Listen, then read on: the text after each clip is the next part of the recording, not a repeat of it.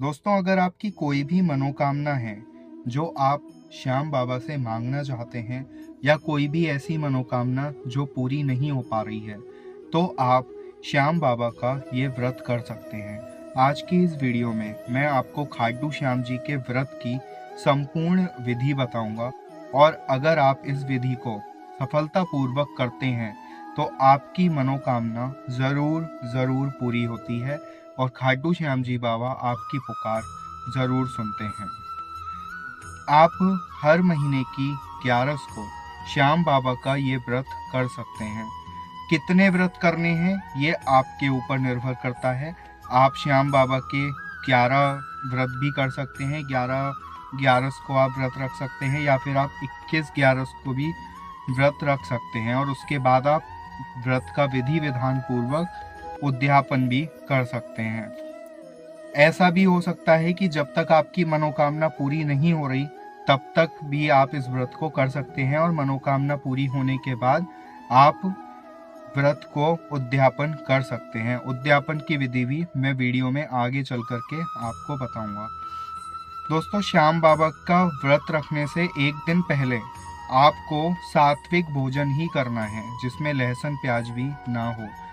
जब आप सुबह सोकर उठेंगे तो आपको स्नान करना है और स्नान करने के बाद आपको अपने मंदिर में जाना है और श्याम बाबा की मूर्ति या फोटो जो भी आपके पास है उसको भी आपको गंगा जल से स्नान कराना है और जिस जगह पर आप श्याम बाबा की मूर्ति या फोटो को रख करके पूजा करने वाले हैं उस स्थान को भी गंगा जल से आप साफ कर लीजिए। अगर गंगा जल आपके घर में उपलब्ध है तो बहुत अच्छी बात है, वरना आप साधारण जल का इस्तेमाल भी कर सकते हैं, लेकिन अगर गंगा जल होगा तो बहुत ही ज़्यादा अच्छी बात है।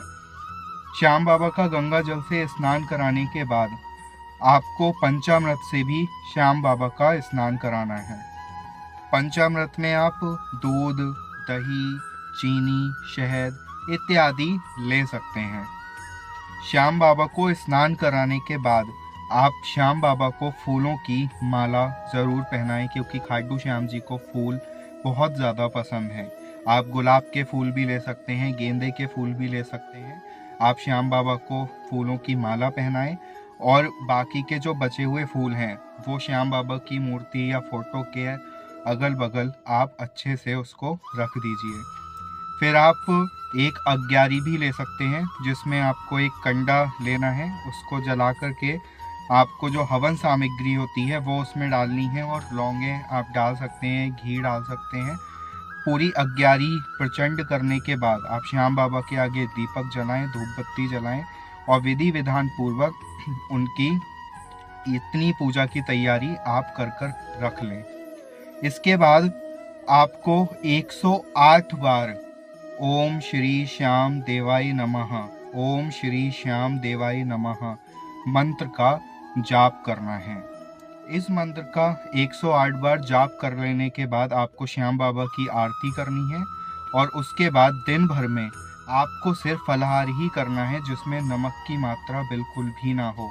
बिना नमक का फलाहार आप कर सकते हैं और अगर आप सिर्फ पानी पीकर ही इस व्रत को करते हैं तो बहुत ही अच्छा है, इसका फल आपको बहुत अच्छा मिलेगा अगर आप सिर्फ पानी पीकर ही श्याम बाबा का व्रत करते हैं।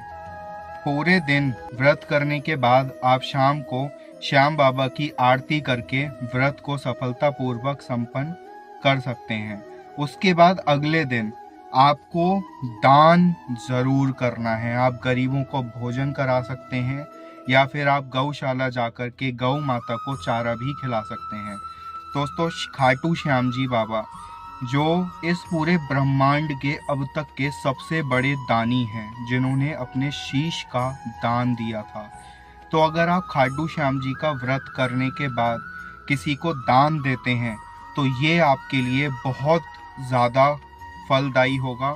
आपको इस पूजा का फल ज़रूर मिलेगा और आपकी मनोकामना ज़रूर पूरी होगी। दोस्तों, दान की भी एक विधि होती है।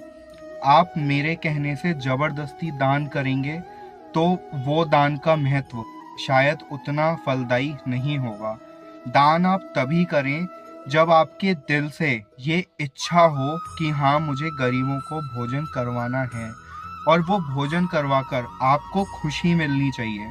आपको मन में ये नहीं सोचना कि मैं गरीबों को भोजन करवा रहा हूँ या गौ माता को दान दे रहा हूँ तो इसका मुझे पुण्य मिलेगा।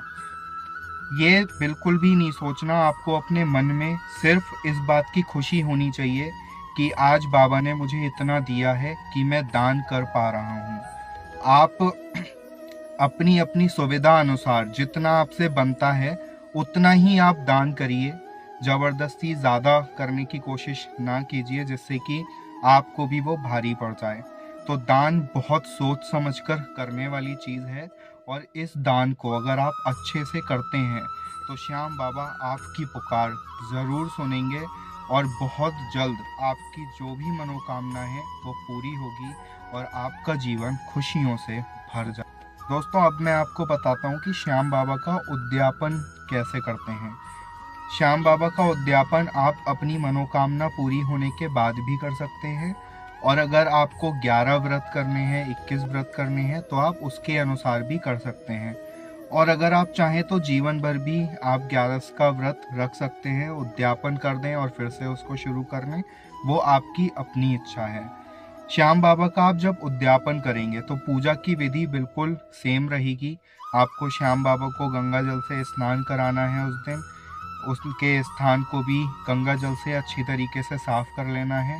आप श्याम बाबा को फूल अर्पित कर सकते हैं, पंचामृत अर्पित कर सकते हैं, और श्याम बाबा को 5 मिठाइयाँ आप ज़रूर अर्पित करें और 5 फल भी श्याम बाबा को ज़रूर अर्पित करें। इतना काम करने के बाद आपको 108 बार ओम श्री श्याम देवाय नमः का जाप करना है। इस मंत्र का जाप ज़रूर करें, इससे आपको बहुत अच्छा फल मिलेगा और आपकी मनोकामना ज़रूर पूरी होगी। उसके बाद आपको 11 ब्राह्मणों को अपने घर पर बुला करके भोजन कराना है, और जब सभी ब्राह्मण भोजन कर लें तब आप हर ब्राह्मण को 11-11 रुपये या अपनी सुविधा अनुसार जितने भी रुपए देना चाहते हैं उनको दान स्वरूप वो रुपए ज़रूर दें। और उसी दिन आप गौशाला में जाकर गौ माता को चारा या भोजन ज़रूर करवाएं।